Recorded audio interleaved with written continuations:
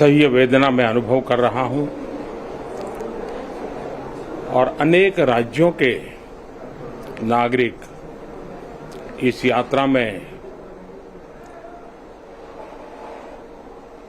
कुछ न कुछ उन्होंने गंवाया है। जिन लोगों ने अपना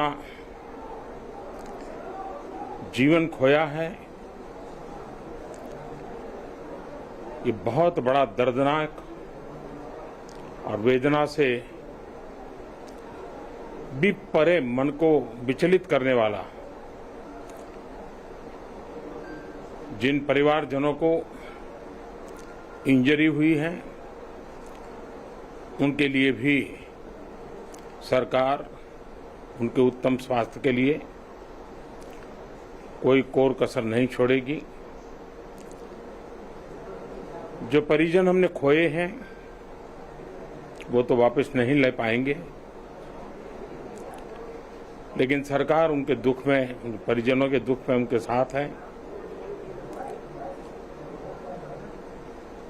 सरकार के लिए ये घटना अत्यंत गंभीर है। हर प्रकार की जांच के निर्देश दिए गए हैं और जो भी दोषी पाया जाएगा उसको सख्त से सख्त सजा हो, उसे बख्शा नहीं जाएगा।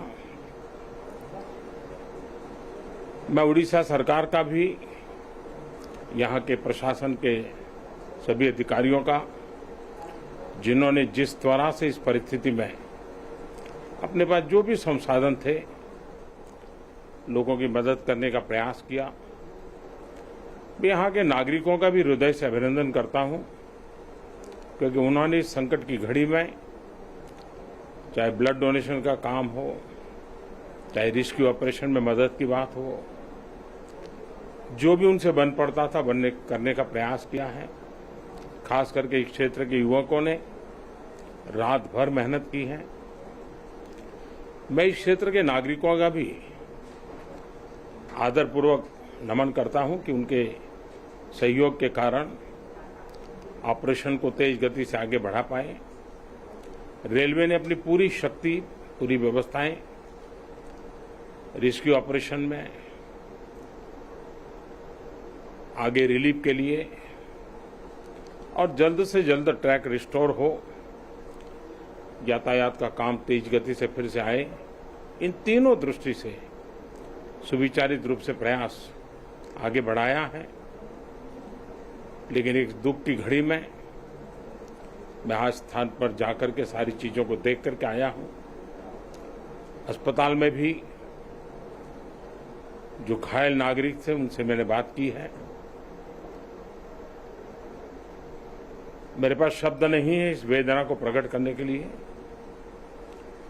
लेकिन परमात्मा हम सबको